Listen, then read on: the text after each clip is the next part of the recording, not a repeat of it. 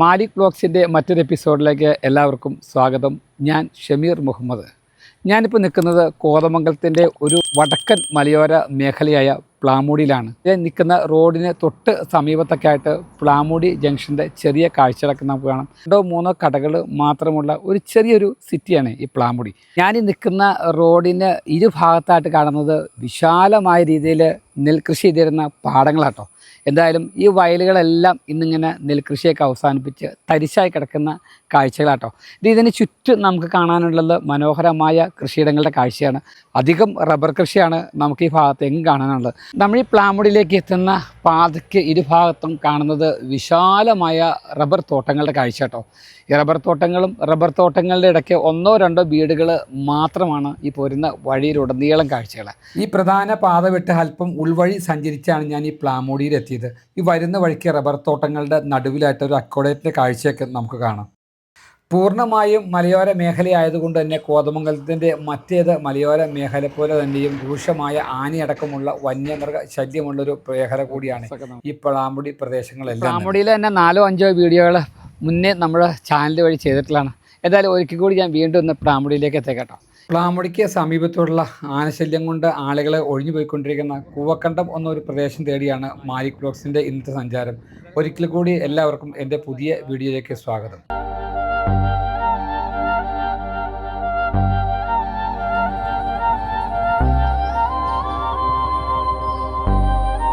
ഈ പ്ലാമൂടി എന്ന ചെറിയ ജംഗ്ഷൻ പിന്നിട്ട് അല്പം കൂടി മുന്നിലേക്ക് ചെല്ലുമ്പോഴും നമ്മൾ ഈ പോകുന്ന പാതിക്കിരി ഭാഗത്ത് കാണുന്നത് ഇതിങ്ങനെ വലിയ വലിയ വീടുകളും പോരാത്തതിന് റബ്ബർ തോട്ടങ്ങളുടെ കാഴ്ചയാണ്. അവിടെ ഇങ്ങനെ ലോറിയിലേക്ക് റബ്ബർ ഇങ്ങനെ വെട്ടി ലോഡ് ചെയ്യുന്ന കാഴ്ചയൊക്കെ നമുക്ക് കാണാം. അല്പം കൂടി മുന്നിലേക്ക് ചെല്ലുമ്പോൾ പരത്തനാട് ശ്രീ ഭദ്രകാളി ദേവി ക്ഷേത്രത്തിലേക്കുള്ളൊരു കവാട ഭാഗങ്ങളൊക്കെ നമുക്കിവിടെ കാണാം. അതിന് സമീപത്തൊക്കെ ആയിട്ട് ഒരു കാണിക്ക വഞ്ചിയുടെ കാഴ്ചയൊക്കെ ഉണ്ട്. ഇത് അങ്ങനെ നമ്മുടെ പ്ലാമൂടി പരത്തനാട് ശ്രീ ഭദ്രകാളി ദേവി ക്ഷേത്രത്തിന് മുന്നിലെത്തിയിട്ടോ. ഈ പ്രദേശത്ത് അങ്ങനെ ആരെയും നമ്മൾ കാണുന്നില്ല. ഇതിൻ്റെ സമീപ ഭാഗങ്ങളിലെല്ലാം കാണുന്നത് ഇതിങ്ങനെ കൃഷിയിടങ്ങൾ, പൈനാപ്പിളും റബ്ബർ അടക്കമുള്ള കൃഷിയിടങ്ങളാണ്.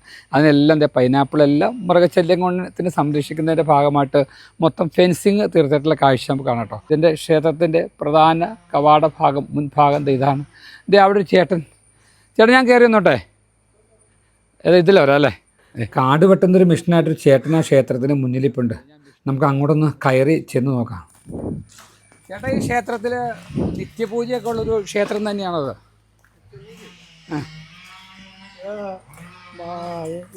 മാസത്തിൽ 2 പൂജയുള്ളൂ. പിന്നെ മണ്ഡലകാലം വരുന്ന ദിവസമുണ്ട്, നിത്യപൂജയുണ്ട്. പിന്നെ വിശേഷാൽ ദിവസങ്ങൾ. ഗംഭീര ഉത്സവം. 2 ദിവസം ഉത്സവം ഞാൻ കേട്ടിട്ടുണ്ട്. ഈ ക്ഷേത്രം എന്ന് പറഞ്ഞാൽ വളരെ പുരാതന ക്ഷേത്രമാണ്. നശിച്ചു കിടന്ന ക്ഷേത്രമാണ്. ഒരു മടുക്ക വെക്കണുണ്ടോ? ആ മടുക്കാന്ന് പറഞ്ഞാൽ ഒരു 1000 വർഷത്തെ പഴക്കമെങ്കിലും ഉണ്ടാകുന്നതാണ്. ഒരു മടുക്ക, അതിന്റെ ചുവട്ടിൽ ക്ഷേത്രം സർപ്പം. അവിടെ ആയിരുന്നു ക്ഷേത്രം. അതിക്ക് മുമ്പ് പാടത്തിന് അക്കരയായിരുന്നു. അപ്പൊ ഇതിന് ക്ഷേത്ര കുളം ഉണ്ടായിരുന്നു, വലിയ കുളം ഉണ്ടായിരുന്നു. പുരാതന വനക്ഷേത്രമാണ് ക്ഷേത്രമാണ്.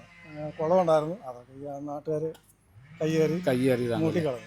ഈ കാണുന്ന ഭാഗങ്ങളെല്ലാം ക്ഷേത്ര സ്ഥലങ്ങളാണ് കാണുന്നതല്ല. ഇതൊക്കെ ക്ഷേത്രത്തിന്റെ ചേട്ടൻ ഇവിടുത്തെ ഞാനായിരുന്നു സെക്രട്ടറി ആണല്ലോ. ഞാൻ കരുതി ഈ വേഷന്മാർ ഇടുന്നു മാത്രമേ ഉള്ളൂ. അതെല്ലേ?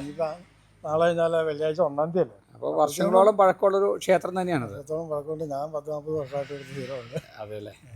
നമ്മൾ അല്പം കൂടെ മുന്നിലേക്ക് ഇങ്ങനെ നടന്ന് കയറി ചെല്ലുമ്പം ഈ പുരാതന ക്ഷേത്രത്തിൻ്റെ ഭാഗങ്ങളൊക്കെ ഇവിടെ കാണാം കേട്ടോ. ഇതെന്തായാലും വർഷങ്ങളോളം പഴക്കമുള്ള ഒരു കാനന ക്ഷേത്രമാണെന്നാണ് സങ്കല്പം.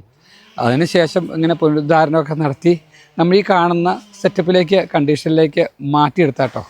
അതിൻ്റെ ആദ്യ വർഷങ്ങളായിട്ടുള്ളൊരു ഭാഗമാണ് നമുക്കിവിടെ കാണുന്നത്. ഒരു സർപ്പക്കാവും അങ്ങനെയുള്ള ഭാഗങ്ങളാട്ടോ ഈ കാണുന്നത്. അങ്ങനെ ആ ക്ഷേത്രത്തിൻ്റെ ഭാഗത്തുനിന്ന് അല്പം കൂടി മുന്നിലേക്ക് നടക്കുക കേട്ടോ. ഞാൻ ആ ചേട്ടൻ്റെ പേര് ആദ്യം ചോദിക്കാൻ മറന്നുപോയി. രാജൻ എന്നാണ് ചേട്ടൻ്റെ പേര്. ക്ഷേത്രത്തിൻ്റെ മുന്നിൽ നിന്നുള്ള റോഡ് അവസാനിക്കുന്നത് ഇതേ കാണുന്ന വയൽ ഭാഗത്തേക്കാട്ടോ.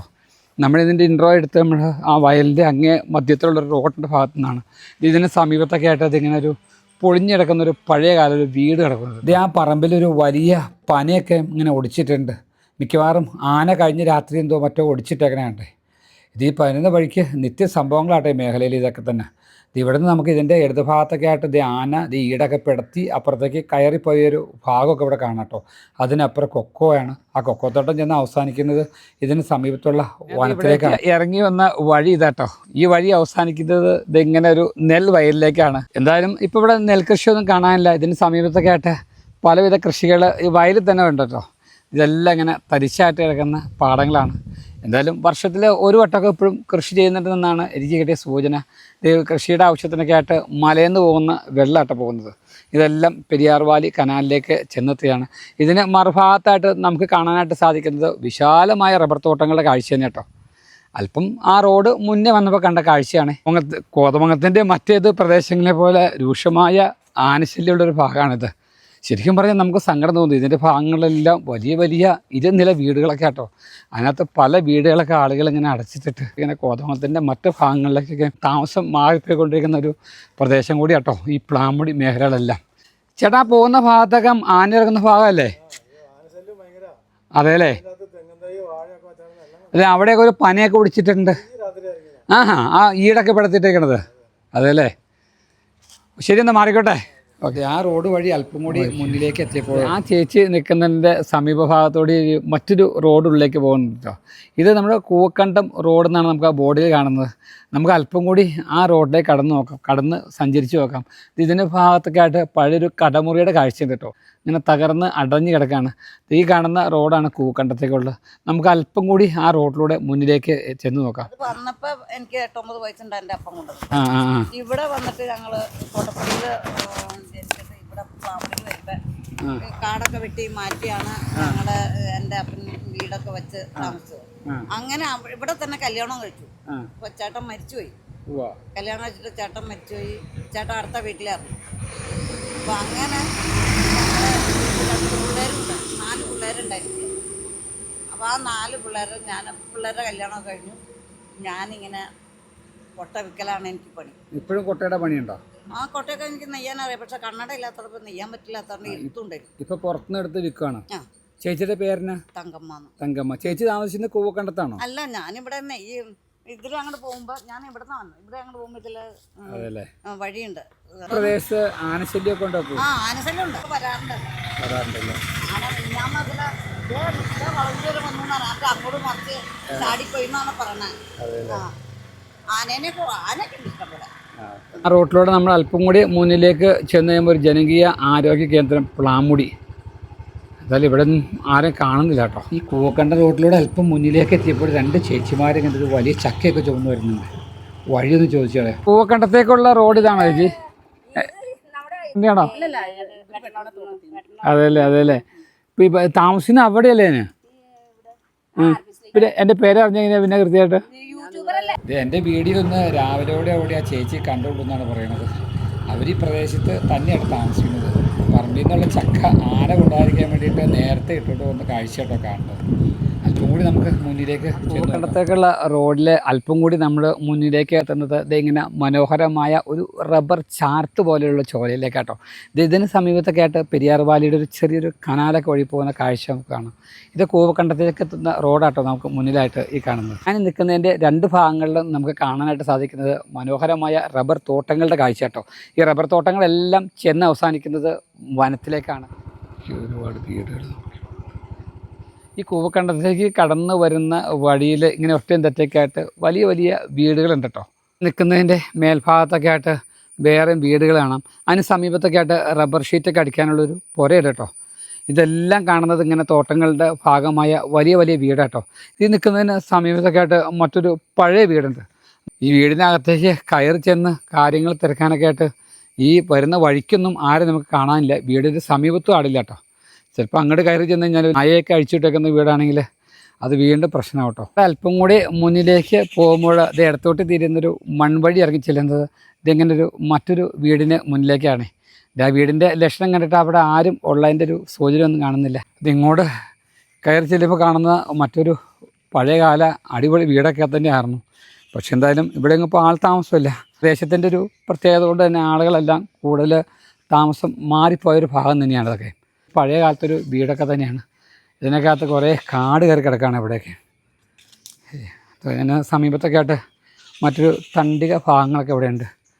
വർഷങ്ങളായിട്ട് ആൾവാസമില്ലാത്ത വീടൊക്കെ തന്നെയാണ്. ശരിക്കും ഇപ്പോൾ ഒരു തോട്ടത്തിൻ്റെയൊക്കെ ഒരു ഔട്ട് ഹൗസ് ഭാഗങ്ങളായിട്ടായിരിക്കും ഈ വീടുകളൊക്കെ തന്നെ ഉപയോഗിച്ച് വന്നത്. നല്ല വീടൊക്കെ തന്നെയാണത്. പഴയ ടി വി ആൻറ്റിന നമുക്കിവിടെ കാണാം. ഇതിവിടെ ഒരു പഴയ കാളവണ്ടി ചക്രം, അടിപൊളി അല്ലേ? പഴയ നൊസ്റ്റ എടുത്തുന്നൊരു സംഭവങ്ങളൊക്കെ തന്നെ. അതായത് നമുക്ക് ഇവിടുന്ന് പയ്യെ പുറത്തേക്ക് കിടക്കാം. ആദ്യ കാലത്തൊക്കെ ഒരുപാട് ആളുകൾ താമസിച്ചു വന്നൊരു പ്രദേശമാണ്. ഒരു 10-20 വർഷത്തോളമായിട്ടാണ് ഈ ഭാഗത്തൊക്കെ ഇങ്ങനെ ആനശല്യം രൂക്ഷമായിട്ട് വന്നു തുടങ്ങിയത്. അത് പിന്നെയാണ് ഈ മേഖലയിൽ നിന്നുള്ള ആളുകൾ ഇങ്ങനെ കൂടുതലും കൂട്ടത്തോടു കൂടി ഇവിടുന്ന് തന്നെ പലായനം ചെയ്തു പോയത്. എന്നാലും അവരുടെ പ്രോപ്പർട്ടികളൊക്കെ ഇങ്ങനെ എപ്പോഴും അവശേഷിക്കുക കേട്ടോ. അപ്പം ഞാൻ ഈ വരുന്ന വഴിക്ക് കണ്ട ഒരു കാഴ്ച നിങ്ങളിലേക്ക് എത്തിച്ചു എന്ന് മാത്രം. ഇത് ഈ വീടിൻ്റെ ഭാഗത്തെല്ലാം ഇങ്ങനെ വിശാലമായ രീതിയിലുള്ള ജാതി കൃഷിയാണ്. അവിടെ എല്ലാം ഇങ്ങനെ ഫെൻസിങ് കെട്ടി സംരക്ഷിച്ചിട്ടുണ്ട്. ഇത് രൂക്ഷമായ ആനശല്യയുടെ ഒരു ഭാഗം തന്നെ കേട്ടോ. നമ്മൾ അല്പം കൂടി ഇങ്ങനെ മുന്നിലേക്ക് നടന്ന് ചെന്നെത്തുന്നത്, ഈ പറമ്പ് തൊടി ചെന്നെത്തുന്നത് മറ്റൊരു റബ്ബർ തോട്ടത്തിലേക്ക് കേട്ടോ. അപ്പം അങ്ങോട്ട് പോയ വീടുകളൊക്കെ ഉണ്ടോ? അങ്ങോട്ട് വീടുണ്ടോ? ഇത് അവിടെ ചേച്ചി ജാതിത്തോട്ടത്തിൽ എന്തൊക്കെയോ പണി ചെയ്യുന്നുണ്ട്. ഇപ്പം നമ്മുടെ മുമ്പിലേക്ക് പോകുന്ന ചീനിക്കുഴി എന്നുള്ളൊരു ഭാഗത്തേക്കുള്ളൊരു മൺവഴിയാണ് പോകുന്നത്. അങ്ങോട്ട് അല്പം കയറി ചെന്ന് കഴിഞ്ഞാൽ വേറെയും 2-3 വീടുകൾ ആ ഭാഗത്തുണ്ട്. പക്ഷേ അങ്ങോട്ടൊക്കെ ഇറങ്ങിച്ചെല്ലുന്നത് അത്ര സേഫല്ലാത്തതുകൊണ്ട് ഞാൻ ആ വഴിക്കൊന്നും പോകുന്നില്ല. അങ്ങനെ ഞാൻ ഈ വഴിയിലൂടെ സഞ്ചരിച്ച് ഈ നാടിൻ്റെ പേര് അർത്ഥമാക്കുന്ന കൂവക്കണ്ടം എന്നൊരു പ്രദേശത്തേക്ക് എത്തിയേക്കാട്ടോ. നമുക്ക് പിന്നിലേക്കായിട്ട് കാണുന്നത് നമ്മൾ മുന്നേ കണ്ടതിന് സമാനമായ രീതിയിൽ തരിശായിട്ട് കിടക്കുന്ന പഴയ വയൽ ഭാഗങ്ങളൊക്കെ കേട്ടോ. എന്തായാലും വർഷങ്ങളായിട്ട് ഇവിടെ കൃഷിയില്ല. നമുക്ക് മുമ്പിൽ കാണുന്നത് ഈ പ്രദേശങ്ങളിലെല്ലാം നേരത്തെ ഇതേ രീതിയിൽ വയൽ ഭാഗങ്ങളൊക്കെ തന്നെയായിരുന്നു. ആദ്യ കാലത്തൊക്കെ കൂവകൃഷിയും നെൽകൃഷിയൊക്കെ ഇങ്ങനെ മാറി മാറി ചെയ്തിരുന്നൊരു പ്രദേശമായതുകൊണ്ടാവാം ഇതിന് പിൽക്കാലത്തെ കൂവക്കണ്ടം എന്നൊരു പേര് വന്ന് ചേർന്നെന്നൊക്കെയാണ് ഞാൻ മറ്റൊരാളോട് ചോദിച്ചപ്പോൾ നമുക്ക് അറിയാനായിട്ട് സാധിക്കും. ഞാൻ നിൽക്കുന്നതിന് സമീപത്തൊക്കെ ആയിട്ടൊരു പഴയ കാലത്തെ ബ്രിഡ്ജൊക്കെ ഉണ്ട്. റോഡിൻ്റെ സമീപത്തൊക്കെ ആയിട്ടൊരു വലിയ കുളമുണ്ട്. ഈ കുളത്തിൽ നിറച്ച് മത്സ്യങ്ങളുള്ളൊരു കുളമാണ്. അതിന് സമീപത്തൊക്കെ ആയിട്ടൊരു തകർന്ന് കിടക്കുന്ന മോട്ടോർ പുരയുടെ കാഴ്ചയെല്ലാം നമുക്ക് കാണാം. ആ ഗ്യാസ് ലോറി ഇങ്ങനെ പോയത് അറിയാണ്ട് തിരിച്ചു വരികയാണ്. ഇവിടെ ഒന്നും ആരും ഗ്യാസ് ഉപയോഗിക്കുന്നുണ്ടാവില്ല. നമ്മൾ ഇതുവരെ സഞ്ചരിച്ച പാത ഇവിടെ ഇങ്ങനെ വനത്തിലേക്ക് അവസാനിച്ചേക്കാണ്. അങ്ങോട്ട് വാഹനത്തിൻ്റെ വീൽ ബേസ് ഭാഗങ്ങളെല്ലാം കാണാം. അങ്ങോട്ടൊക്കെയുള്ള പ്രദേശങ്ങളിലേക്ക് ഈ നാട്ടുകാർക്കല്ലാണ്ട് പുറത്തുനിന്നുള്ള ആളുകൾക്കൊന്നും പ്രവേശനമില്ല. ചേച്ചി എവിടെ താമസിക്കുന്നത്? അതല്ലേ, ഇവിടെയൊക്കെ എങ്ങനെയാണ് ശരിക്കും ആനയൊക്കെ വരുന്നൊരു ഭാഗമാണോ? അതല്ലേ. ചേച്ചി ഇപ്പോൾ എന്ത് ജോലിക്ക് പോയിട്ട് വരുന്നയാ? അതെയോ, ആടിനെ കാട്ടിലേക്ക് കയറ്റിയിട്ടുണ്ടോ? അതപ്പോൾ നമ്മൾ തിരിച്ചു പോയി നിങ്ങൾക്ക് കാട്ടിൽ കയറാൻ കുഴപ്പമൊന്നുമില്ല അല്ലേ? മാനൊക്കെ ഉണ്ടോ? അതെയോ, ശരിക്കും ഇതൊക്കെ ആന ഇറങ്ങുന്നൊരു ഭാഗം തന്നെയല്ലേ?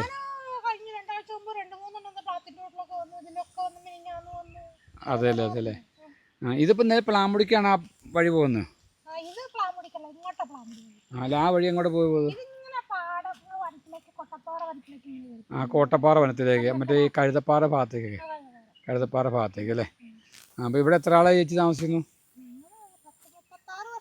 36 വർഷമായി അല്ലേ? അതല്ലേ. അപ്പം ഈ കാട്ടിക്കോടുള്ള ഈ വഴിയൊക്കെ എങ്ങോട്ടുള്ളത്? കാട്ടി ഇതിലേക്ക് ഫോറസ്റ്റുകാരായിരിക്കും പോകുള്ളൂ അല്ലേ?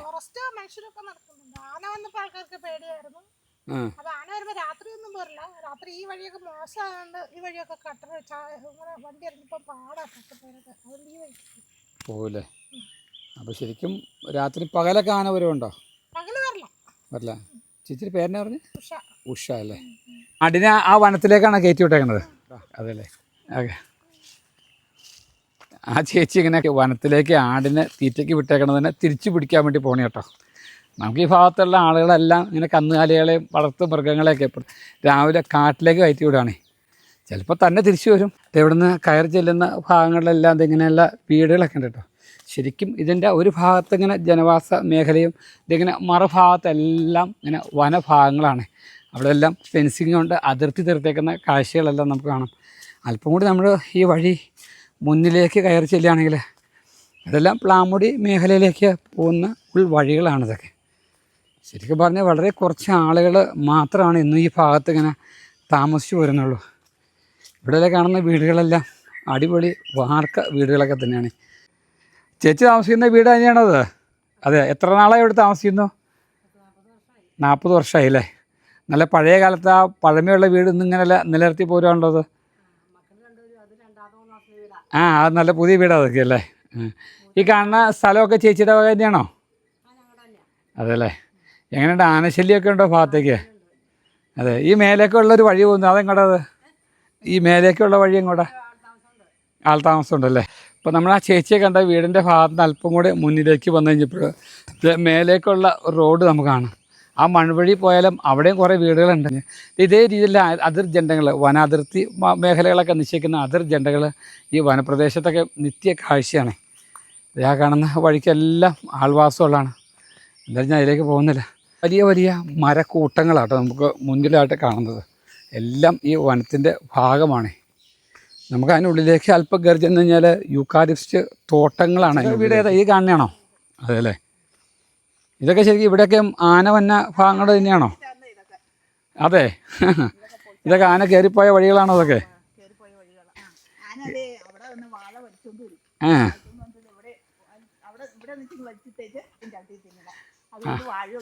വാഴയൊന്നും ഇല്ല അല്ലേ, വെക്കാൻ പറ്റില്ല അല്ലേ. അല്ല ഇവിടെ നിത്യ ആനശല്യം ഉണ്ട് അല്ലേ? നിത്യമുണ്ട്. എത്ര നാളായി നിങ്ങളൊക്കെ ഇവിടെ താമസിക്കുന്നു? കൃഷിപ്പണി ആയിരുന്നു മെയിനായിട്ട്. മെയിനായിട്ട് തന്നെ റബ്ബർ ആയിരുന്നു. അങ്ങനെയല്ല, ഇഞ്ചി, വാഴ, കപ്പ, അതല്ലേ. അതൊക്കെ നടിയിലായിരുന്നു. എന്ത് നട്ടാലും ആന നശിപ്പിക്കും. വാഴയുടെ ഒരു കുഞ്ഞു പോലും വാഴയില്ല. ഇല്ല അല്ലേ. ഈ ഭാഗത്ത് നിത്യ ആന ഇറങ്ങുന്നുണ്ടല്ലേ? ആനശല്യത്തിൽ ഇവിടുന്നാണ് പണ്ട് ആന ഒരു കൊച്ചോടുന്ന ഫോട്ടോയൊക്കെ വന്നില്ലേ? ആ ഉവ്വ ഇവിടെ നിന്നാണ്. ഇവിടുത്തെ മോനായിരുന്നു ഓടിയത്. അതെ അല്ലേ. ഓടിച്ചത്. ചേട്ടൻ്റെ പേരിന് കൃഷ്ണൻകുട്ടി അല്ലേ. ഇപ്പൊ പഴയ വീടൊക്കെയാണ്, വീട് പണിയാൻ നോക്കണല്ലോ അല്ലേ? നോക്കാൻ ബുദ്ധിമുട്ടാണ്, അതുകൊണ്ട് വീട് പണിയാത്ത. അതെ, ശല്യം കാരണം കൊണ്ട്. വേറെ എവിടെയെങ്കിലും സ്ഥലമൊക്കെ മേടിച്ചിട്ടുണ്ടോ? ഇല്ല, സ്ഥലമൊന്നും മേടിച്ചില്ല, അതിനുള്ള പൈസ ഒന്നുമില്ല. എഴുതി കൊടുത്തിട്ടുണ്ട്, പോകും, പിന്നെ വഴി നന്നാക്കണില്ല, ബുദ്ധിമുട്ട്. ഒരു കണക്കിന് ഈ ഭാഗത്തൊക്കെ താമസിക്കുന്ന ആളുകളുടെ വലിയ പ്രശ്നങ്ങളൊക്കെ തന്നെ കേട്ടോ. ഒരു കൃഷി ചെയ്യാൻ മേല, ഒരു ജോലിക്ക് പോകാൻ മേല. ഇനിയാണെങ്കിൽ ഇവരെയൊക്കെ പുനരധിവാസം, അതും വലിയൊരു പ്രശ്നം തന്നെയാണ് കേട്ടോ. നമ്മൾ മുൻപേ സോഷ്യൽ മീഡിയയിലൊക്കെ ഒരു ആനൊരു പയ്യനെ ഓടിക്കണേ കണ്ട ഒരു ഭാഗം ഇത് ആ ചേച്ചിയുടെ മകനെയാണ് ഓടിക്കുന്നതൊക്കെ ആയിട്ട് കണ്ടത്. ശരിക്കും ഇതൊക്കെ ഫെൻസിങ്ങിലൊന്നും ഒരു കാര്യമില്ല കേട്ടോ. ഈ ഫെൻസിങ്ങൊക്കെ തള്ളി മറിച്ചിട്ടിട്ട് ഇവന് കടന്നു പോരും. നമ്മൾ നടന്നു പോകുന്ന വഴിയുടെ മേലെയായിട്ട് മറ്റൊരു വീട് അവിടെ ഉണ്ട് കേട്ടോ. എല്ലാം ഓടുമേഞ്ഞ വീടുകളൊക്കെ തന്നെയാണ്. അവരെല്ലാം പുതിയ വീടിനെ പറ്റി ആലോചിക്കുന്നുമില്ല അവിടെ. എന്തെങ്കിലും സർക്കാരൊക്കെ ഈ സ്ഥലങ്ങളൊക്കെ ഏറ്റെടുക്കുകയാണെങ്കിൽ അതൊക്കെ മേടിച്ച് ഇവിടുന്ന് പോകാമെന്ന് കരുതിയിരിക്കുന്ന ആളുകളൊക്കെ തന്നെയാണിത്. പിന്നെ ഈ റോഡ് വലിയ പ്രശ്നം തന്നെയാണ്. ഈ റോഡാണെങ്കിൽ ഈ വനാതിർത്തി മേഖലയായതുകൊണ്ട് തന്നെ ഈ റോഡൊന്നും നന്നാക്കാനൊക്കെ ആയിട്ട് സർക്കാർ അധികാരികളൊന്നും മെനക്കെടുന്നില്ല എന്നാണ് ഇവരൊക്കെ പറയുന്നത്. ഇത് ശരിക്കും വനാതിർത്തി മേഖലയിലെ ഒറ്റപ്പെട്ടൊരു വീടാണിത്. ശരിക്കും പഴയ കാലത്തൊരു അടിപൊളി വീടൊക്കെ തന്നെയാണ്. അമ്മച്ചി കയറിക്കോട്ടെ എന്നാ. അമ്മച്ചിയുടെ വീടാണോ ഇത്? അതെയോ. എത്ര നാളായി ഇവിടെ താമസിക്കുന്നു? മക്കളൊക്കെ എവിടെ തന്നെയാണ് താമസിക്കുന്നത്? അതെ അല്ലേ. ഈ തൊട്ട് ചേർത്ത് തന്നെ വനമൊക്കെയാണ്, ആനശല്യമൊക്കെ ഉള്ളൊരു ഭാഗം തന്നെയല്ലേ. പിന്നെ പെരുമ്പാമ്പിൻ്റെ ശല്യമൊക്കെ ഉണ്ടെന്ന് പറഞ്ഞു. പെരുമ്പാമ്പ് ഇന്നാൾ പിടിച്ചു എന്ന് പറഞ്ഞു. ഇവിടെ നിന്നാണ് പിടിച്ചത്? അതെ, ഇവിടുന്ന് പിടിച്ചു അല്ലേ. വനത്തിൽ നിന്ന് കയറി തന്നെയാണ്. അതെ. അത് എവിടെ വെച്ചാൽ പിടിച്ചത്?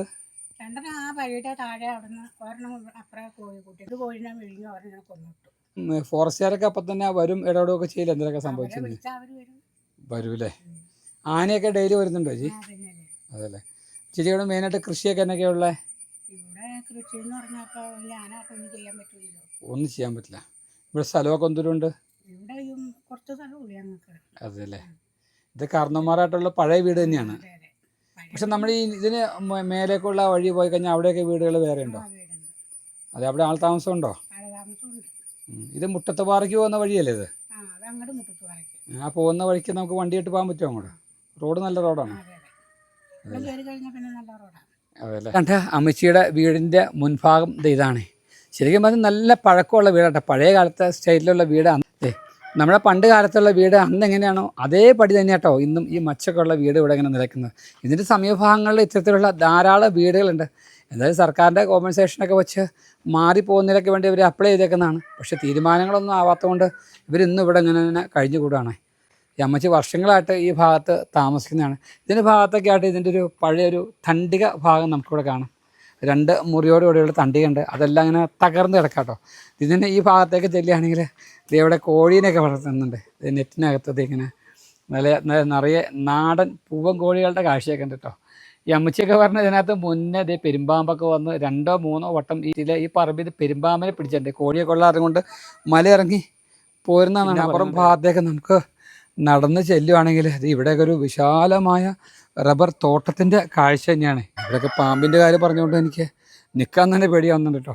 ആ റബ്ബർ തോട്ടത്തിന് നടുവിലായിട്ട് വലിയ മറ്റൊരു വീട് ഇങ്ങനെ തകർന്ന് കിടക്കുന്നുണ്ട്. ഞാൻ സൂം ചെയ്ത് കാണിക്കാം. അതേ കാണുന്നത് ഒരു നല്ലൊരു വീടിൻ്റെ കാഴ്ചയാണ്. എല്ലാം ഇങ്ങനെ തകർന്ന് തരിപ്പണമായിട്ട് കിടക്കാം കേട്ടോ. അപ്പോൾ ശരി അമ്മച്ചി, നമ്മൾ ചെല്ലുന്ന ഓരോ വീടുകളിലും ഇത് കണ്ട നിങ്ങൾ കണ്ടല്ലോ, ആ വീടിൻ്റെ അവസ്ഥയൊക്കെ നിങ്ങൾ കണ്ടു. എത്രയും മനോഹരമായൊരു വീടാന്ന് നോക്കി. പക്ഷേ നിർവാഹമല്ല, ആനശല്യം, വന്യമൃഗ ശല്യം ഭയങ്കര രൂക്ഷമായ മേഖല കേട്ടോ. കഴിഞ്ഞ ദിവസം തന്നെ ഒരു പെരുമ്പാമ്പിനെ പിടികൂടിയ വാർത്തയൊക്കെ നമ്മൾ ചാനൽ വഴിയൊക്കെ കണ്ടതാണ്. നമ്മൾ അല്പം കൂടി ആ വഴി മുന്നിലേക്ക് കയറി ചെല്ലുമ്പം ഇത് ഇവിടെ സമീപത്തൊക്കെ ആയിട്ട് മറ്റൊരു വീടുണ്ട് ഇവിടെയൊക്കെ. ഇപ്പം എന്തായാലും ഇവിടെ ഇപ്പം ആൾവാസം ഉള്ളതിൻ്റെ ഒരു സൂചനയോ ലക്ഷണമോ ഒന്നും വിഭാഗത്തില്ല. ഏറ്റവും മുന്നിൽ വനത്തിൻ്റെ കാഴ്ച കാണുന്നത്. നമ്മുടെ കഴുതപ്പാറ മേഖലയിലെ കണ്ടതിൻ്റെ ഭാഗമായ യൂക്കാലിപ്സ്റ്റ് അക്വേഷ്യ തോട്ടങ്ങളാണ് ഈ ഭാഗത്തെല്ലാം നമുക്ക് കാണാനായിട്ട് സാധിക്കുന്നത്. അതിനുള്ളിലേക്ക് ഇപ്പോഴും വഴിയൊക്കെ ഉണ്ട് അങ്ങോട്ട്. ആ കണ്ട വീടിൻ്റെ മുൻഭാഗം എന്ത് ചെയ്താട്ടോ, അത് വർഷങ്ങളായിട്ട് ഉപയോഗിക്കാണ്ട് വെച്ചിരുന്ന ഒരു 2 വീലർ, ഒരു ബൈക്കൊക്കെ നമുക്ക് ഈ ഭാഗത്തോടെ ഇരിപ്പുണ്ട്. അതിൻ്റെ സമീപത്തൊക്കെ ആയിട്ടൊരു തണ്ടിയൊക്കെ ഉണ്ടേ. ഇതാണ് ആ വീടിന് മുൻഭാഗത്തു നിന്നുള്ള കാഴ്ച. ഇതാണ് വീട്ടുകാർ വല്ലപ്പോഴും വന്നു പോകുന്നുണ്ടാവുള്ളൂ. നമ്മൾ അല്പം മുമ്പിലേക്ക് ഈ വഴി ഇങ്ങനെ അങ്ങോട്ട് നടന്നു ചെല്ലുമ്പോൾ ഇതിന് സമീപത്തൊക്കെ ആയിട്ട് മറ്റൊരു വീടിൻ്റെ കാഴ്ചയാണ്. പക്ഷേ ഈ വീടൊക്കെ ആൾവാസം ഉള്ള വീടാണെന്ന് തോന്നുന്നു. നമ്മുടെ തൊഴുത്തിലൊക്കെ ഒരു ആട്ടിൻകൂടും അവിടെ ആടൊക്കെ നമുക്കിവിടെ കാണാം. അതെ, ശരിക്കും വീട് പൂട്ടിയിട്ടേക്കാണ്. ഇവിടെയൊക്കെ വീട് വേറെ ഉണ്ട് കേട്ടോ. ഈ വീട് അതിന് തൊട്ട് മുമ്പ് മറ്റൊരു വീട് നമുക്കിവിടെ കാണാം. അതിന് സമീപത്തൊക്കെ ആയിട്ട് മറ്റൊരു കോൺക്രീറ്റ് വീടിൻ്റെ കാഴ്ച അവിടെ ഉണ്ട്. ശരിക്കും വനം കണി കണ്ടാണ് ഇവരെ കൊണ്ടുവരേണ്ടത്. ശരിക്കും വനക്കാഴ്ചകളാണ് മുമ്പിൽ കാണുന്നതെല്ലാം. ഈ റോഡ് ഇത് എവിടെ ഇങ്ങനെ അവസാനിക്കുക കേട്ടോ. ഇനി അപ്പുറത്തേക്കുള്ള ഭാഗത്തേക്ക് നോ എൻട്രി ആണ്, അങ്ങോട്ട് കിടക്കുന്നില്ല. ഇതിൻ്റെ താഴ്ഭാഗത്തൊക്കെ ആയിട്ട് വേറെയും വീടുകളുണ്ട്. അവിടെ ഒരുപാട് വീടുകൾ ആ ഭാഗത്താണ്. നമ്മൾ കടന്നു വന്ന വഴിക്കൊക്കെ ആൾതാമസമുണ്ട്. പക്ഷേ ഇവിടെയുള്ള ആളുകളുടെ ജീവിതമൊക്കെ ഭയങ്കര ദുരിതപൂർണമായ ജീവിതമാണ്. പുറത്തൊക്കെ അത്യാവശ്യം ജോലിക്ക് പോയേക്കുന്ന ആളുകളൊക്കെ ആവാം. അതിന് വേറെ മാർഗങ്ങളൊന്നും ഇല്ലാത്തതുകൊണ്ട് തന്നെ ഇവരൊന്നും ഈ ഭാഗത്ത് ഇങ്ങനെ ജീവിച്ച് പോരുകയാണ്. ഇതിൻ്റെ തൊട്ട് ചേർന്ന് തന്നെ വനത്തിൻ്റെ കാഴ്ച കേട്ടോ. ഫെൻസിങ് എല്ലാം ഇങ്ങനെ ഭേദിച്ചുകൊണ്ട് കേട്ടോ ഈ മൃഗങ്ങളെല്ലാം അങ്ങനെ നാട്ടിലേക്ക് ഇറങ്ങണത്. മൃഗങ്ങൾക്ക് എന്ത് നാട്, എന്ത് കാടല്ലേ. എല്ലാം ഭൂമിയുടെ അവകാശികൾ. എന്തായാലും ഞാൻ തിരിച്ച് വന്ന നമ്മുടെയൊക്കെ നാട്ടുമ്പുറങ്ങളിൽ സ്ഥിരമായിട്ട് കണ്ടുവരുന്ന ഒരു ഇനം ചെടിയാണിത്. ഇത് പല ഭാഗങ്ങളിലും പല പേരാണ് തന്നെ. കൃഷ്ണകിരീടം, കാവടിപ്പൂവ്, 6 മാസച്ചെടി. ശരിക്കും ഇതിൻ്റെ യഥാർത്ഥ പേരെന്താണെന്ന് അറിയാമെങ്കിൽ ഒന്ന് കമൻറ്റ് ചെയ്യാനായിട്ട് മറക്കല്ലേ. മുന്നിലേക്ക് നോക്കുവാണെങ്കിൽ ഇത് അങ്ങ് ആ ഭാഗത്തൊക്കെ ആയിട്ട് ഒറ്റയും തെറ്റിയ വീടുകളാണ്. ഇതിൻ്റെ ഇടത് ഭാഗത്തെല്ലാം എന്തെങ്കിലും ഇടതൂർന്ന വനത്തിൻ്റെ കാഴ്ചയൊക്കെ തന്നെയാണ്. ഇവിടെ എല്ലാം നമ്മളവിടെ കണ്ടതിന് സമാനമായ രീതിയിലുള്ള ഫെൻസിങ് എല്ലാം സ്ഥാപിച്ചിട്ടുണ്ട്. നമുക്ക് അല്പം കൂടി മുന്നിലേക്ക് പോകുന്നതിന് മുന്നേ ഇവിടെ നിന്ന് അല്പം കൂടി മേലേക്ക് മറ്റൊരു വീട്ടിലേക്കുള്ളൊരു വഴിയാണ്. ഒരു വീടാണ്. ഇതൊക്കെ ആൾതാമസമുള്ള ഒരു വീട് തന്നെയാണ്. ഇതിൻ്റെ സമീപഭാഗങ്ങളിലേക്ക് വേറെ വീടുകൾ നമുക്ക് ഈ ഭാഗത്തുണ്ട്. ഈ വഴിയാണ് അല്പം കൂടി താഴേക്ക് ഇറങ്ങി ചെല്ലുമ്പോൾ ഇതൊരു മറ്റൊരു തകർന്ന വീടിൻ്റെ കാഴ്ച കേട്ടത്. എൻ്റെ പണി നല്ലൊരു ഒന്നാന്തരം വീടാണ് ഇവിടെ ഇങ്ങനെ തകർന്ന് അടിഞ്ഞ് കിടക്കുന്നത്. പുറത്തോട്ടൊക്കെയും ഈ പ്രോപ്പർട്ടിയുടെ ഭാഗമാണെന്നിരിക്കാം. ഇതിവിടെ ഇങ്ങനെ റബ്ബർ പാലെല്ലാം കളക്ട് ചെയ്യാനുള്ള വീപ്പ ഇല ഈ ഭാഗത്തുണ്ട്. നല്ല ഒന്നാന്തരം വീടാണ് ഇങ്ങനെ ഇവിടെ തകർന്ന് കിടക്കുന്നത്. ഇവിടെ ഇങ്ങനെ ആളുകളൊക്കെ വന്നു പോകുന്നൊരു വീടൊക്കെ തന്നെയാണ് കേട്ടോ. ശരിക്കും എന്തായാലും ഇപ്പോൾ ഒരു താമസ യോഗ്യമായൊരു അവസ്ഥയിലല്ലേ. ഇങ്ങനെ കസേരയൊക്കെ ഇട്ട് ഇവിടെ ഇങ്ങനെ മുറ്റത്ത് ഇരിക്കാൻ മാത്രമേ കേട്ടോ ഇപ്പോൾ സാധിക്കുകയുള്ളൂ. അത്രമാത്രം തകർച്ച ബാധിച്ചു പോയൊരു വീടാണ് എന്തായാലും. ഇതിൻ്റെ വിഭാഗങ്ങളെല്ലാം തകർന്ന് തരിപ്പണമായി കിടക്കുകയാണ് എന്തായാലും. ഇതിൻ്റെ പാമ്പൊക്കെ ഉണ്ടാവും. അതുകൊണ്ട് ഞാൻ ആ ഭാഗത്തേക്കൊന്നും ആന അങ്ങോട്ട് കയറി ചെല്ലുന്നില്ല കേട്ടോ. ആനപ്പേടിയും കൊണ്ട് ഉപേക്ഷിച്ച് പോയ ഒരുപാട് വീടുകൾ നമ്മുടെ മുൻ വീഡിയോകളിൽ നമ്മൾ കണ്ടാക്കുന്ന കേട്ടോ. അത്രയൊരു വീടിൻ്റെ കാഴ്ച കേട്ടോ നമ്മൾ കാണുന്നത്. വീടാണോ അത്? ചേട്ടന് എത്ര വർഷമായി ഇവിടെ താമസിക്കുന്നു? 12 വർഷമായി. 12 കൊല്ലമായില്ലേ? ഞങ്ങളുടെ ഈ ഭാഗത്തൊക്കെ ശരിക്കും ആന വന്നു പോകുന്ന സ്ഥലങ്ങളാണോ? വന്നുകൊണ്ടുണ്ട്. വലിയ ശല്യങ്ങളൊന്നുമില്ല അല്ലേ? ആ, കാണാറുണ്ടോ ആന വന്നു പോകുന്നതൊക്കെ നമുക്ക് കാണാൻ പറ്റുന്നുണ്ടോ? കാണുന്നുണ്ട്. പ്രത്യേകിച്ച് കൃഷിയൊക്കെ ചെയ്യൽ ബുദ്ധിമുട്ടായിരിക്കും അല്ലേ? ഒന്നും നടക്കൂല, വന്ന് താമസിക്കാം. പിന്നെ നിലവിലുള്ളത് ഇത് കഴിഞ്ഞാൽ പിന്നെ ഇതൊക്കെ ആൾക്കാർ ഷോർട്ട് കൂട്ടി കഴിഞ്ഞാൽ പിന്നെ ചുമ്മാ അതെ അല്ലേ? അതെ, കൂടുതൽ ഇങ്ങനെ ആനയൊക്കെ വരുമ്പോൾ ഓടിച്ച് ഫോറസ്റ്റുകാർ വിളിച്ച് അവർ വന്ന് ഓടിച്ച് കാട്ടി കയറ്റും അല്ലേ? പറഞ്ഞാൽ പൊക്കോളൂ ആന. അതെ അല്ലേ? പറഞ്ഞാൽ പോകും. 2 മാസം മുമ്പ് ഒരാന ഒന്ന് എൻ്റെ മതിലടിച്ച് കൊടുത്തു കളഞ്ഞു. അതാണ് ഇവിടെ നിൽക്കുകയും. അതെ അല്ലേ? ലൈറ്റ് ഇട്ടപ്പോൾ ഈ വെട്ടം കണ്ട ഓടി തന്നെ ഒരു ആനയുണ്ട്. അപ്പം നമുക്കറിയാൻ പാടിയിട്ട് രാത്രി ഏതാ വെട്ടം കണ്ട ഓടി തന്നെ ഏതാണെന്ന് അറിയാം. അങ്ങനെ ഓടി ഒന്ന് ഇടിച്ചു. ഇതിന്റെ ഭാഗത്തുള്ള ആളുകൾ എപ്പോഴും താമസിക്കുന്നവരുണ്ട്, അതെല്ലാവരും വിട്ടുപോയി ഭൂരിഭാഗം ആൾക്കാർ. ഇവിടെ വരെ താമസിക്കുന്ന വീടുണ്ട്, ഈ താഴെ താമസിക്കുന്ന വീടുണ്ട്. പിന്നെ അവിടെ ഒരു 2 വീടുള്ളൂ, ബാക്കിയൊക്കെ. അതല്ലേ?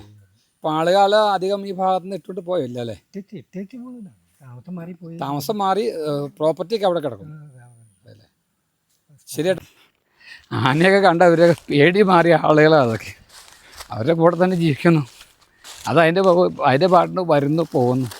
ഇവർക്കൊന്നും ആർക്കും ഒരു ശല്യമില്ലാത്തൊരു ഭാഗമായിട്ടത്. മൃഗങ്ങളുടെ വലിയ ശല്യങ്ങളൊന്നും ഉണ്ടാക്കുന്നില്ല എന്ന് പറയുന്നത്. മുമ്പ് കണ്ട വഴി വീണ്ടും അല്പം കൂടെ മുമ്പിലേക്ക് വന്നപ്പം ഇതിൻ്റെ ഭാഗത്തെല്ലാം ഇവിടെയൊക്കെ വേറെ വീടുകൾ നമുക്ക് കാണാനുണ്ട്.